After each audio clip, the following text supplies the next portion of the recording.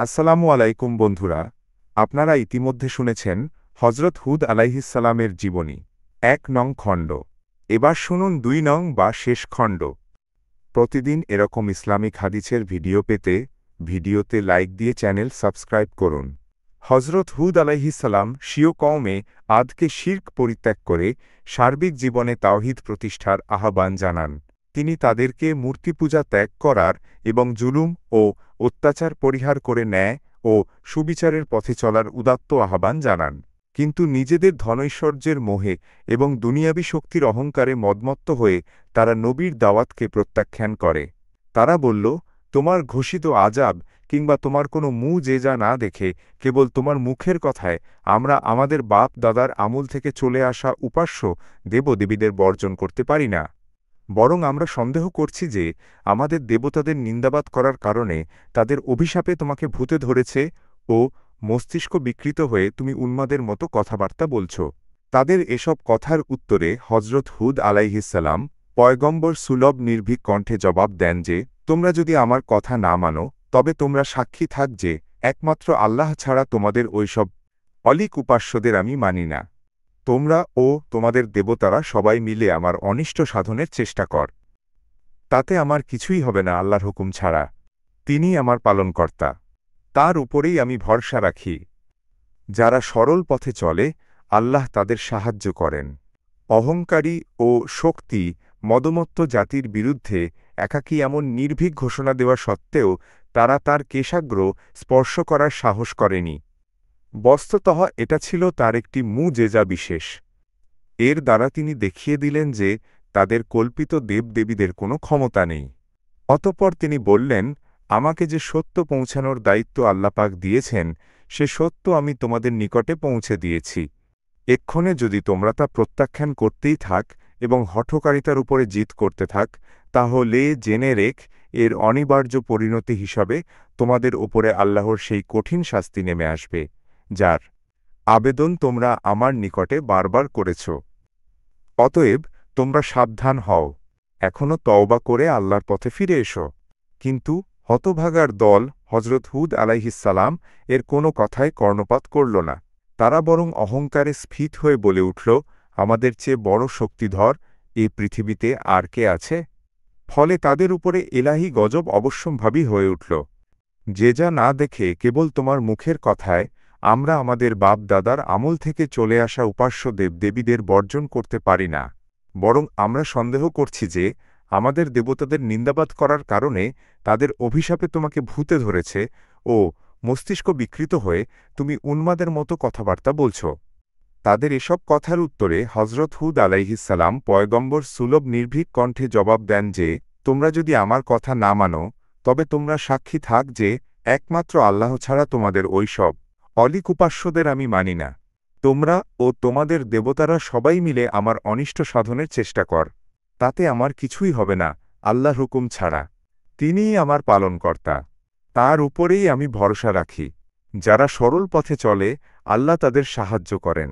অহংকারী ও শক্তি মদমত্ত জাতির বিরুদ্ধে একাকী এমন নির্ভীক ঘোষণা দেওয়া সত্ত্বেও তারা তার কেশাগ্র স্পর্শ করার সাহস করেনি। বস্তুত এটা ছিল তার একটি মুজেজা বিশেষ। এর দ্বারা তিনি দেখিয়ে দিলেন যে তাদের কল্পিত দেবদেবীদের কোনো ক্ষমতা নেই। অতঃপর তিনি বললেন, আমাকে যে সত্য পৌঁছানোর দায়িত্ব আল্লাপাক দিয়েছেন সে সত্য আমি তোমাদের নিকটে পৌঁছে দিয়েছি। এক্ষণে যদি তোমরা তা প্রত্যাখ্যান করতেই থাক এবং হঠকারিতার উপরে জিদ করতে থাক, তাহলে জেনে রেখ এর অনিবার্য পরিণতি হিসাবে তোমাদের উপরে আল্লাহর সেই কঠিন শাস্তি নেমে আসবে, যার আবেদন তোমরা আমার নিকটে বারবার করেছ। অতএব তোমরা সাবধান হও, এখনও তওবা করে আল্লাহর পথে ফিরে এসো। কিন্তু হতভাগার দল হজরত হুদ আলাইহিসসালামের কোনো কথায় কর্ণপাত করল না। তারা বরং অহংকারে স্ফীত হয়ে বলে উঠল, আমাদের চেয়ে বড় শক্তিধর এ পৃথিবীতে আর কে আছে? ফলে তাদের উপরে এলাহি গজব অবশ্যম্ভাবী হয়ে উঠল। মুহাম্মদ ইবনু ইসহাক বলেন, কওমে আদের অমার্জনীয় হঠকারিতার ফলে প্রাথমিক গজব হিসাবে উপর্যুপরি ৩ বছর বৃষ্টিপাত বন্ধ থাকে।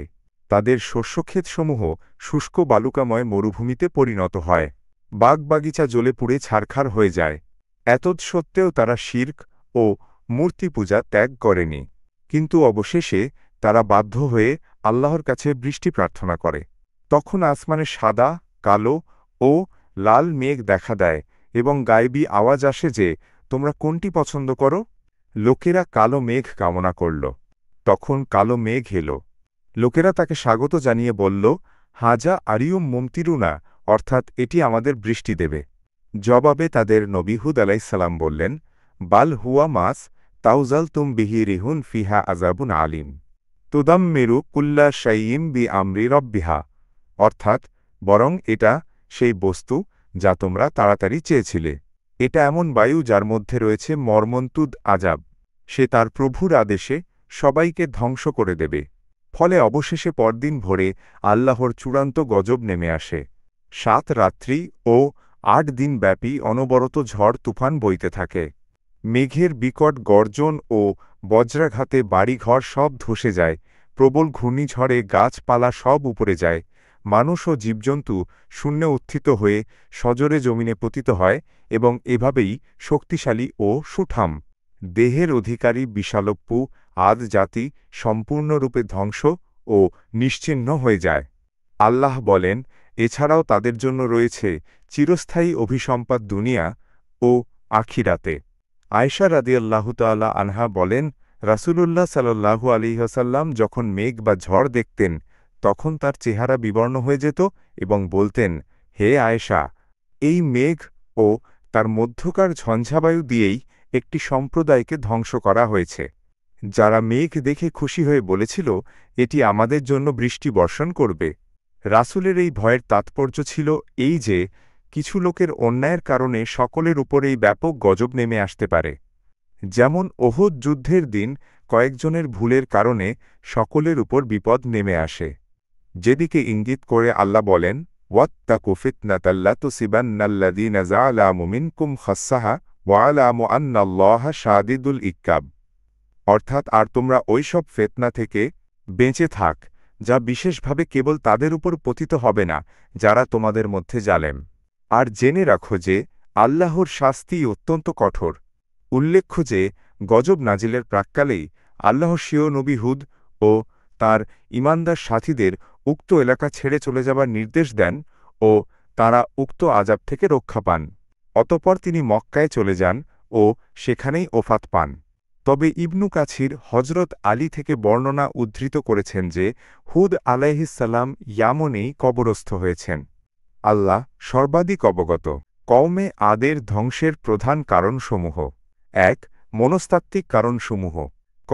তারা আল্লাহর অনুগ্রহসমূহের অবমূল্যায়ন করেছিল, যার ফলে তারা আল্লাহর আনুগত্য হতে মুখ ফিরিয়ে নিয়েছিল এবং শয়তানের আনুগত্য বরণ করে স্বেচ্ছাচারী হয়ে গিয়েছিল। খ. আল্লাহর নেয়ামতসমূহকে তাদের জন্য চিরস্থায়ী ভেবেছিল। গ. আল্লাহর গজব থেকে বাঁচার জন্য বিভিন্ন কল্পিত উপাস্যের অশিলা পূজা শুরু করেছিল। ঘ. তারা আল্লাহর নবীকে মিথ্যা প্রতিপন্ন করেছিল। ঙ. তারা আল্লাহর গজব থেকে নির্ভীক হয়ে গিয়েছিল, যদিও তারা আল্লাহকে বিশ্বাস করত। 2. বস্তুগত কারণসমূহ। প্রধানত 3টি। ক. তারা অযথা উঁচু স্থানসমূহে সুউচ্চ টাওয়ার ও নিদর্শনসমূহ নির্মাণ করত, যা স্রেফ অপচয় ব্যতীত কিছুই ছিল না। খ. তারা অহেতুক মজবুত প্রাসাদ রাজি তৈরি করত এবং ভাবত যেন তারা সেখানে চিরকাল বসবাস করবে। গ. তারা দুর্বলদের উপর নিষ্ঠুরভাবে আঘাত হানত এবং মানুষের উপর অবর্ণনীয় নির্যাতন চালাত। শিক্ষণীয় বিষয়সমূহ।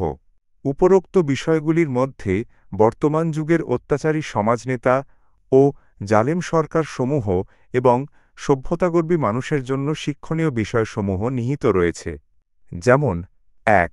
ওহীর বিধানকে অস্বীকার করা এবং অন্যায়ের উপর জিদ ও অহংকার প্রদর্শন করাই হল পৃথিবীতে আল্লাহর গজব নাজিলের প্রধান কারণ। 2. আল্লাহ প্রেরিত গজবের ধরন বিভিন্ন রূপ হতে পারে, কিন্তু সেই গজবকে ঠেকানোর ক্ষমতা মানুষের থাকে না। 3. বিলাসী, অপচয়কারী ও অত্যাচারী নেতাদের কারণেই জাতি আল্লাহর গজবের শিকার হয়ে থাকে। 4. আল্লাহর গজব যাদের উপর আপতিত হয় তারা সকল যুগে নিন্দিত হয় এবং কখনোই তারা আর মাথা উঁচু করে দাঁড়াতে পারে না। 5. আল্লাহর বিধান লঙ্ঘনকারী ব্যক্তি বা সম্প্রদায় চূড়ান্ত বিচারে দুনিয়াতেই আল্লাহর গজবের শিকার হয়। উপরন্তু আখিরাতের আযাব তো থাকেই এবং তা হয় আরও কঠোর।